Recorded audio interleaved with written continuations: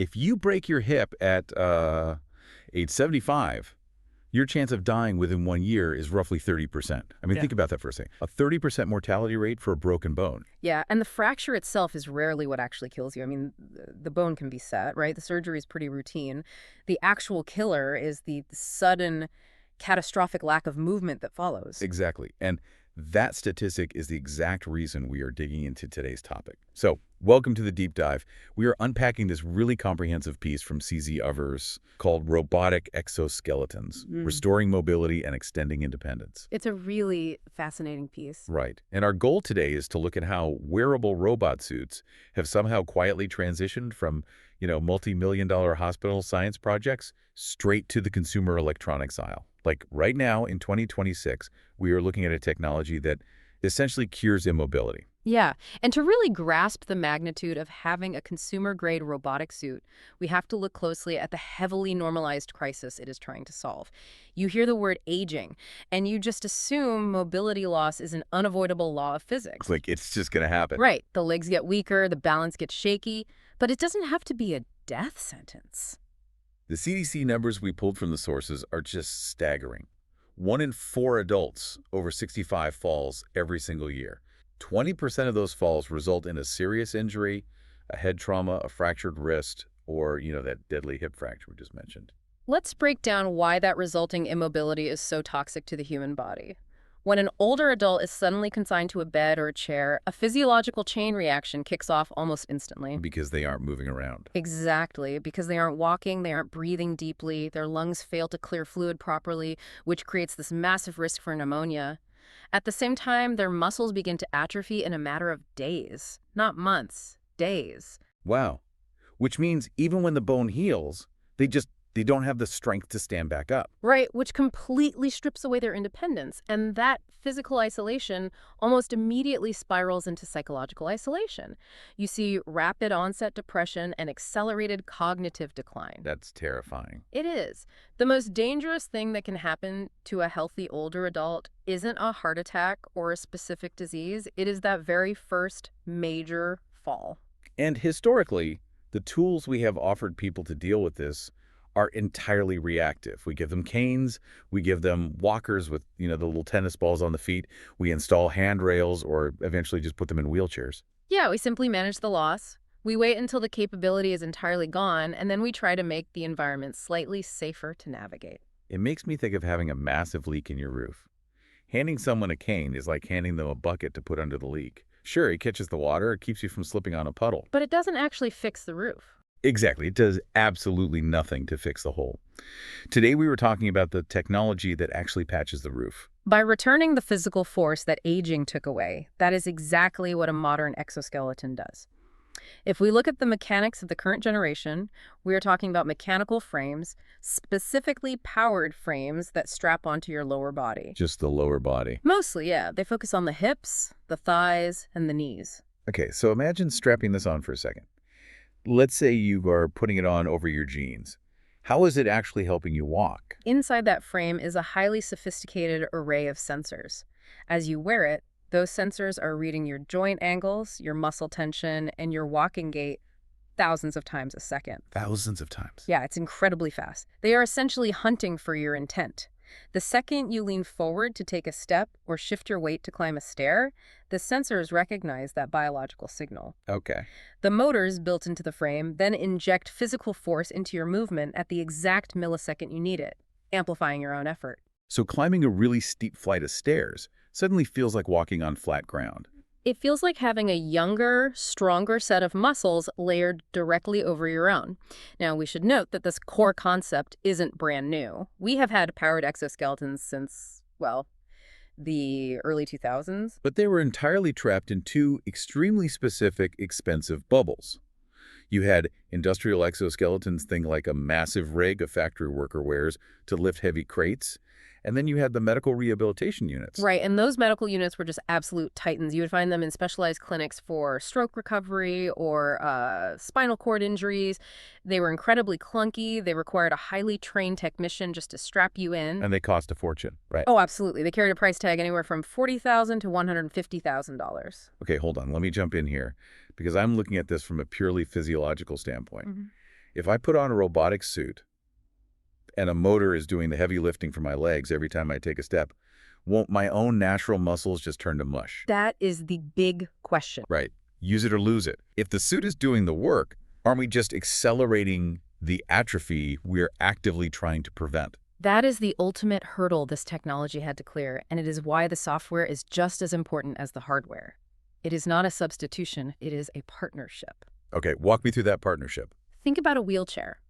A wheelchair is a substitution. You sit down, and your leg muscles are completely taken out of the equation. Right, you aren't using them at all. Exactly. But a modern exoskeleton does not do the work for you. You still have to fire your muscles to initiate the movement. You still have to engage your core to balance your body. The suit just, well, it takes the edge off. How much of the edge? It provides 20 to 30% extra propulsion, so it leaves you with enough resistance to get a workout, but removes the exhaustion that normally forces an older person to sit back down. It is an e-bike. If I ride an e-bike up a massive hill, I am still pedaling. My heart is still pumping. But the electric motor gives me just enough of a push that I can conquer a hill I never would have attempted on a normal bike. Exactly. And because you can conquer the hill, you spend an hour outside exercising instead of staying on the couch. The exoskeleton prevents muscle atrophy because it keeps you on your feet for thousands of extra steps a day. That makes total sense. Which brings us to the tipping point. The absolute collapse of cost and weight that is happening right now in 2026. The source material highlights a company called Hypershell, and they recently launched a hip assist device called the Carbon X. The engineering on the Carbon X is a massive leap forward. First, consider the weight. It is under 3 kilograms. That is roughly 6.5 pounds. Which is less than a gallon of milk. It is so light you can wear it under a slightly loose pair of pants. Yeah. It monitors your walking pattern and adds that crucial 20 to 40% propulsion to every step. The design is so refined it actually won the CES Best of Innovation Award in early 2025. But the specs aren't even the wildest part. It is the price. I read this section on pricing like 3 times just to make sure I wasn't misunderstanding it. The base model for the Carbon X retails for $799. For a technology that used to cost the same as a small house. $799. And even if you want the absolute premium, fully tricked out model, you are spending under $2,000. We are looking at a highly advanced robotic mobility suit that costs 1 to 2% of its medical predecessor. And that price drop completely democratizes the technology. And it is not just one startup pushing the envelope here. Look at Samsung. Right, a massive brand. Yeah, the company that makes your television and your refrigerator has entered the chat. Their gait-enhancing and motivating system, the GMS HIP, was just cleared for over-the-counter sale in South Korea. That is surreal. You could walk into a consumer electronics store, look at the smartwatches, check out the flat screens, and then toss a robotic hip enhancement into your shopping cart. The market is flooding with competitors, too. A company called Sumbu recently released the XOS3. They are pushing the software forward with what they call dual vector drive AI. Okay, dual vector drive AI. What does that actually mean for the person wearing it? Think about the physics of walking. When you walk on flat ground, you need a horizontal push, a forward vector. But the moment you encounter a flight of stairs, or you need to stand up from a deep armchair, you need vertical lift. A completely different vector. Right, pushing up instead of forward. Exactly. Sumbu's AI reads microshifts in your center of gravity and automatically switches between horizontal thrust and vertical lift without you having to press a button or change a setting. So it seamlessly figures out the terrain under your feet. Mm-hmm. And then you have RoboCT rolling out their GoGo series, which the article notes is specifically targeting the ultra-low-cost ergonomic market for seniors. Yeah, and when you look at the financial projections for this sector, it reflects a total paradigm shift. The wearable robotic exoskeleton market is projected to grow from $3.5 billion in 2026 to $64 billion by 2034. That is huge. We are looking at a compound annual growth rate of over 43%. A 43% growth rate every single year. It feels exactly like the evolution of computers. You go back to the 1970s, a computer was $1 million mainframe taking up an entire climate-controlled room. Right, totally inaccessible. Only governments or massive corporations had them. Then they became desktop boxes. Then laptops. Now you have a supercomputer in your pocket that costs under $1,000. Exoskeletons are basically having their smartphone moment. The miniaturization and the commercialization are identical. But there is a massive demographic engine driving this specific technology that just didn't exist for smartphones. We have to ask why companies with the scale of Samsung are pivoting so aggressively into elderly care right now. Well, global demographics are forcing their hand. 65 and older demographic is the fastest growing age group in human history. Japan has been the bleeding edge pioneer here out of pure necessity. Nearly one-third of Japanese citizens are over the age of 65. Which creates a terrifying math problem for their society. They literally do not have enough young, able-bodied workers in the healthcare system to physically lift, move, and care for their aging population. It became a national crisis. So what do they do? So the Japanese government started heavily subsidizing the research and development of robotic mobility. They realized that if they didn't figure out a way to keep their seniors physically independent, the entire healthcare infrastructure would just collapse under the physical weight of caring for them. And Japan was just the canary in the coal mine. Italy, Germany, South Korea, and the U.S. are all riding that exact same demographic wave right now. Which is why the institutional walls are finally coming down. The sources point out that in 2025, Medicare reimbursement for certain exoskeleton therapies actually became standard practice. Wow, Medicare is stepping up. Yeah, and retirement communities are launching rental programs where you can lease a suit for the weekend if you want to, say, go to a museum with your grandkids. So the financial friction is really disappearing. But Medicare isn't paying for these things out of the goodness of their hearts. They're paying for them because of something called the longevity dividend. I found this concept absolutely fascinating. Oh, the longevity dividend is the cascading economic and physiological benefit of keeping a human being moving. The data shows that if you can maintain a person's mobility for just an extra 5 years, nearly every other health metric we track dramatically improves. It is compounding interest for the human body. Huh. Because it's not just about a senior citizen being able to take a nice walk in the park. It is about the domino effect of that walk. Yeah. If you keep someone out of a wheelchair, you are actively preserving their brain function. The systems are deeply intertwined. If an older adult can walk comfortably, they are more likely to leave their house. Right. When they leave their house, they go to the grocery store, they talk to the cashier, they wave to a neighbor, they have to physically navigate curbs and uneven sidewalks. All of that sensory input and social interaction keeps their neural pathways firing. That makes a lot of sense. It is a massive defense against cognitive decline and dementia. So by mechanically assisting the legs, you are systematically saving the brain. And you are saving the healthcare system an absolute fortune.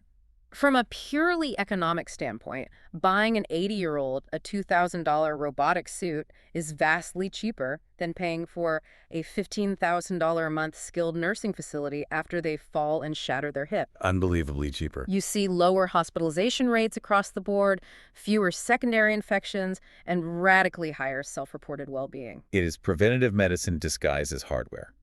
But the sources don't stop at 2026.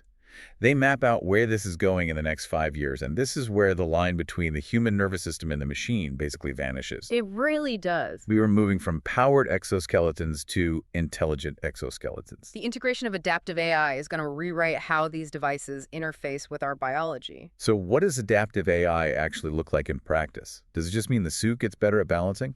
Well, it means the machine learning algorithm spends weeks studying you. It learns the microscopic quirks of your specific walking gait. It maps your muscle strength. Crucially, it learns your unique fatigue thresholds. Oh, so it knows when you're getting tired. Exactly. It can monitor your movements and realize that your left leg is getting tired before you even consciously feel the fatigue. And then it compensates. It compensates dynamically. It feeds a little more power to the left leg to keep your gait perfectly even, which prevents you from stumbling. It acts as a personalized, hypervigilant neuromuscular partner that refuses to let you fall, but also refuses to let you coast. That is wild.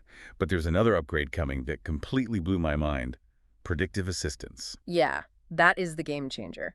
Right now, the sensors in these consumer suits read physical movement or muscle tension. The delay is incredibly small, but the machine still has to wait for you to physically move before it can amplify the movement. Right, there is a tiny lag. But predictive assistance eliminates that delay entirely. By reading the electrical signals. Yes.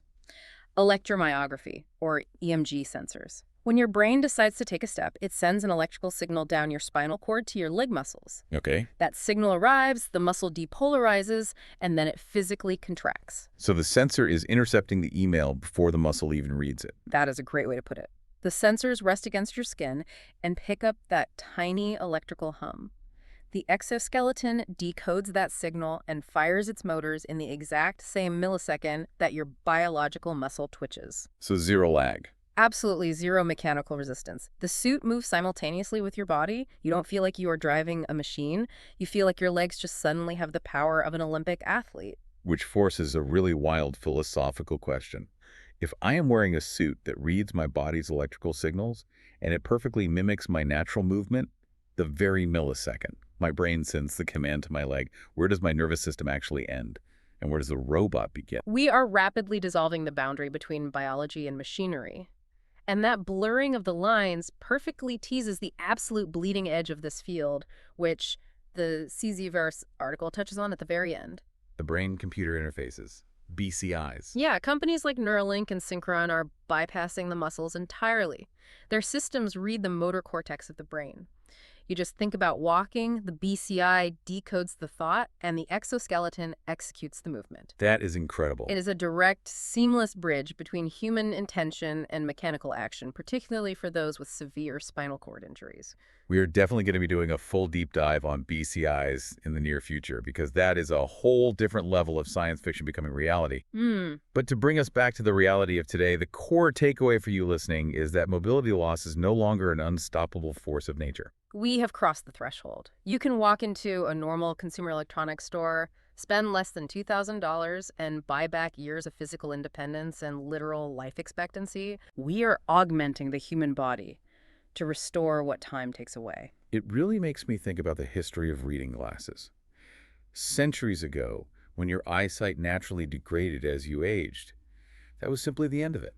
You stopped reading, your world shrank. It was an inevitable tragedy of aging. Until someone invented ground glass lenses. Exactly. And today, putting on a pair of reading glasses isn't viewed as a medical tragedy. It doesn't make you a cyborg. Nobody pities you for wearing them. No, it is just a completely normalized tool you buy at the pharmacy. So I want to leave you with this thought to mull over. As these wearable exoskeletons become cheaper, lighter, and as ubiquitous as a pair of reading glasses, how is that going to entirely rewrite our societal definition of old age? It changes everything. If a person in their 80s can hike up a mountain and keep up with a 30-year-old because they're both wearing a sleek, invisible layer of intelligent carbon fiber, what does a human lifespan look like when the physical decline of aging is treated merely as a software bug we have finally patched? We aren't just putting a bucket under a leaky roof anymore. We have figured out how to build a whole new house.